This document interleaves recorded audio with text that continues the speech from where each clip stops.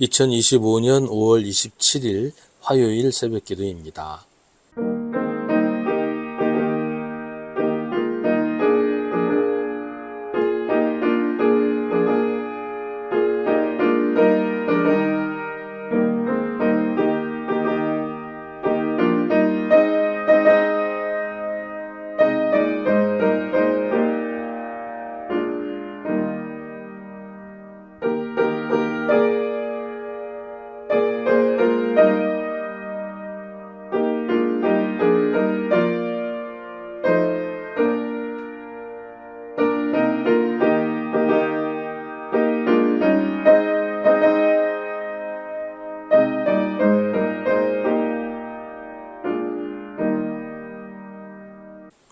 디모데후서 1장 1절부터 7절입니다. 하나님의 뜻으로 그리스도 예수 안에 있는 생명의 약속을 따라 그리스도 예수의 사도가 된 나 바울이 사랑하는 아들 디모데에게 이 편지를 씁니다.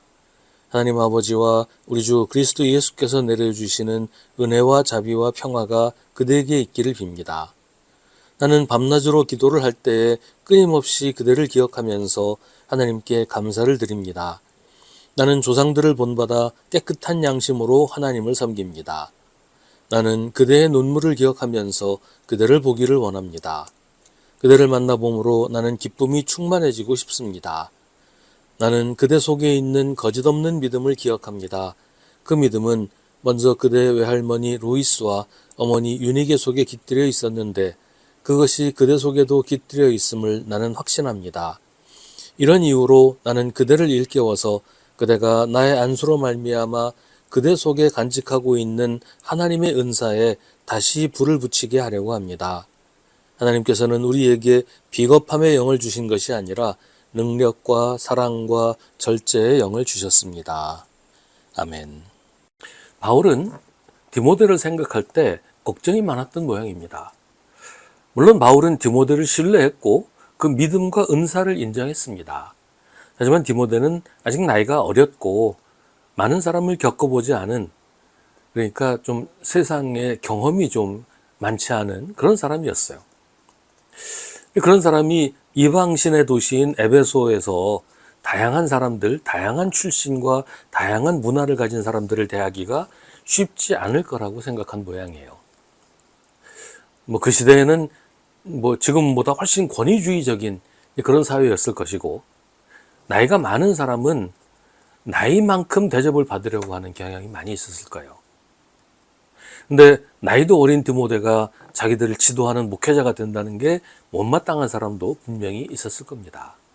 그래서 디모데 전서에서 여러 가지 상황에 대해서 자세하게 권면과 지침을 말해 주었습니다. 그럼에도 불구하고 다윗의 염려는 계속되었어요. 오늘 말씀을 보면 디모데가 의기소침한 것이 아닐까 하는 생각을 하게 됩니다. 6절에서 바울은 나는 그대를 일깨워서 그대가 나의 안수로 말미암아 그대 속에 간직하고 있는 하나님의 은사에 다시 불을 붙이게 하려고 합니다 라고 말하는데, 이 말은 디모데가 지금 뭔가 주눅이 들어있다는 그런 얘기를 하는 것처럼 보여요. 은사에 다시 불을 붙이게 하려고 한다는 말은 지금 은사에 불이 붙어 있지 않다는 말이잖아요. 디모데는 확실하게 성령의 은사를 받았습니다.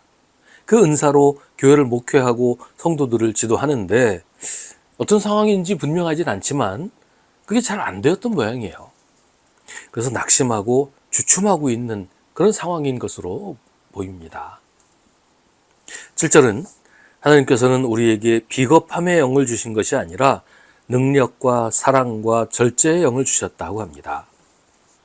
이 말은 디모데가 지금 하고 있는 이 모습이 좀 비겁한 사람의 모습처럼 보인다는 그런 이야기도 들려요. 디모데가 뭔가 잘못을 저질렀다? 그건 아닐 거예요. 다만 목회가 생각대로 진행되지 않고 교회가 자기 뜻을 펼칠 수 없는 그런 상황에 부딪힌 게 아닌가.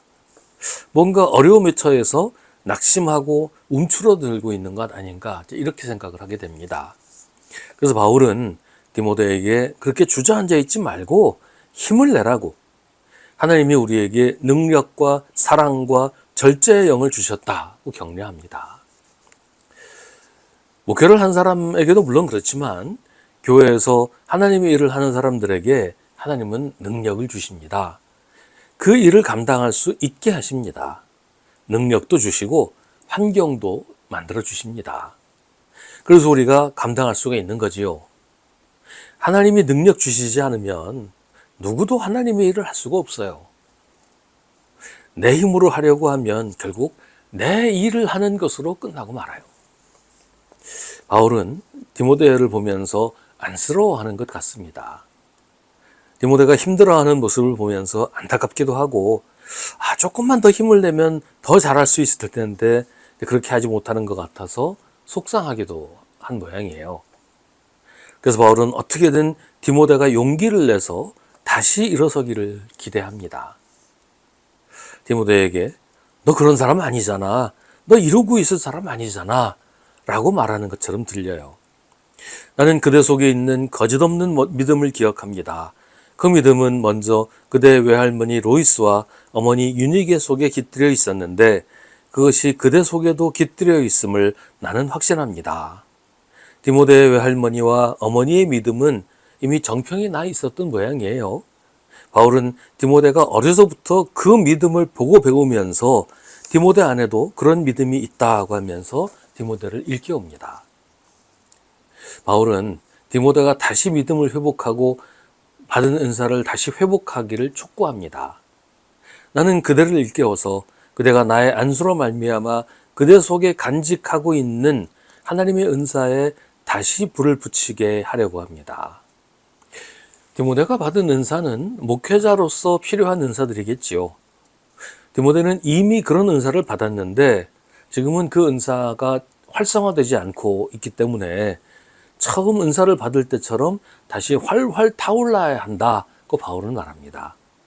그 은사는 하나님이 주신 것이기 때문에 디모데가 다시 하나님 앞에서 헌신을 다짐하면 언제든지 불타오를 수가 있는 것입니다. 바울은 디모데에게 하나님께서 우리에게 비겁함의 영을 주신 것이 아니라 능력과 사랑과 절제의 영을 주셨다고 합니다. 여기서 포기하고 여기서 주저앉는 것은 비겁한 일이라고 얘기하는 거예요. 사람에게 치이고 사람에게 실망했다고 주저앉는 것은 비겁한 일이라는 거죠. 신앙에도 슬럼프가 올 수 있습니다.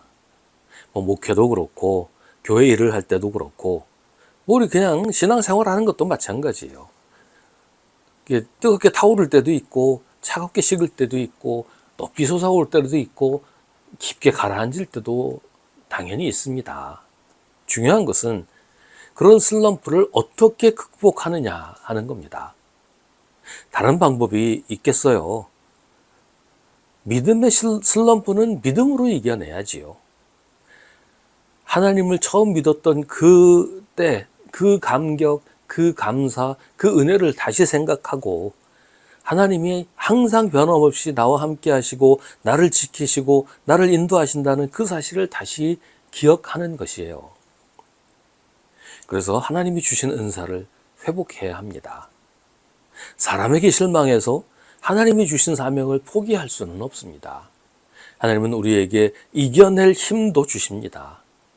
우리가 포기하지 않으면 하나님은 우리를 반드시 다시 일으켜 주시고 다시 시작하게 하십니다.